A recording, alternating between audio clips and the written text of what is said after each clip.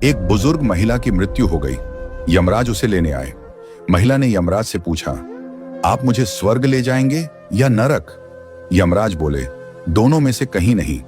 तुमने इस जन्म में बहुत ही अच्छे कर्म किए हैं, इसलिए मैं तुम्हें सीधे प्रभु के धाम ले जा रहा हूं। बुजुर्ग महिला खुश हो गई और बोली, धन्यवाद, पर मेरी आपसे एक विनती है। मैंने यहां धरती पर सबसे स्वर्ग नरक के बारे में बहुत सुना है। मैं एक बार इन दोनों जगहों को देखना चाहती हूं।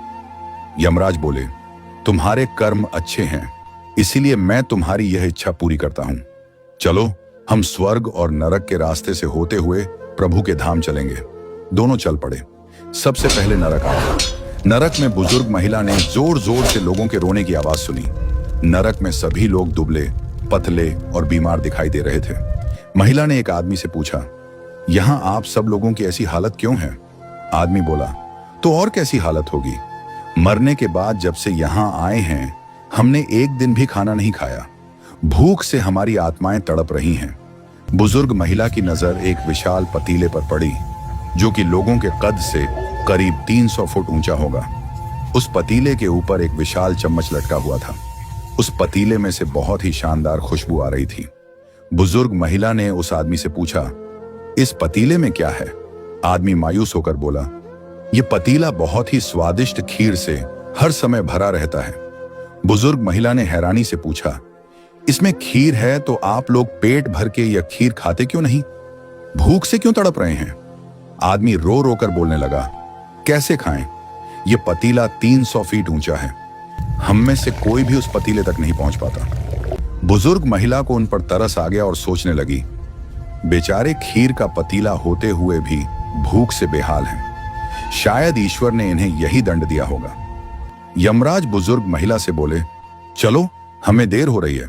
दोनों चल पड़े। कुछ दूर चलने पर स्वर्ग आया। वहां पर बुजुर्ग महिला को सबकी हंसने, खिलखिलाने की आवाज सुनाई दी। सब लोग बहुत खुश दिखाई दे रहे थे। उनको खुश देखकर बुजुर्ग महिला भी बहुत खुश हो गई। पर वहां स्वर्ग में भी बुजुर्ग महिला की नजर वैसे ही 300 फुट ऊंचे पतीले पर पड़ी जैसा नरक में था। उसके ऊपर भी वैसा ही चम्मच लटका हुआ था। बुजुर्ग महिला ने वहां लोगों से पूछा, इस पतीले में क्या है? स्वर्ग के लोग बोले, इसमें बहुत स्वादिष्ट खीर है। बुजुर्ग महिला हैरान हो गई। उनसे बोली, पर यह पतीला तो 300 फीट ऊंचा है। आप लोग तो इस तक पहुंच ही नहीं पाते होंगे। उस हिसाब से तो आप लोगों को खाना मिलता ही नहीं होगा। आप लोग भूख से बेहाल होंगे। पर मुझे तो आप सभी इतने खुश लग रहे हो, ऐसे कैसे? लोग बोले, हम तो सभी लोग इस पतीले में से पेट भर के खीर खाते हैं। महिला बोली, पर कैसे? पतीला तो बहुत ऊंचा है। लोग बोले, तो क्या हो गया? पतीला ऊंचा है तो यहां पर कितने सारे पेड़ हैं। ईश्वर ने यह पेड़ पौधे, नदी, झरने हम मनुष्यों के उपयोग के लिए तो बनाए हैं। हमने इन पेड़ों की लकड़ी ली, उसको काटा, फिर लकड़ियों के टुकड़ों को जोड़कर विशाल सीढ़ी का निर्माण किया। उस लकड़ी की सीढ़ी के सहारे हम पतीले तक पहुंचते हैं और सब मिलकर खीर का आनंद लेते हैं। बुजुर्ग महिला यमराज की तरफ देखने लगी। यमराज मुस्कुराए और बोले, ईश्वर ने स्वर्ग और नरक मनुष्यों के हाथों में ही सौंप रखा है। चाहे तो अपने लिए नरक बना लें, चाहे तो अपने लिए स्वर्ग। ईश्वर ने सबको एक समान हालातों में डाला है। उसके लिए उसके सभी बच्चे एक समान हैं।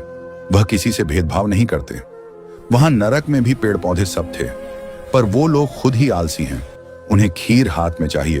वो कोई कर्म नहीं करना चाहते, कोई मेहनत नहीं करना चाहता। इसीलिए सब भूख से बेहाल हैं। यही तो ईश्वर की बनाई इस दुनिया का नियम है। जो कर्म करेगा, मेहनत करेगा, उसी को मीठा फल खाने को मिलेगा। अर्थात स्वर्ग एवं नरक आपके हाथ में ही है।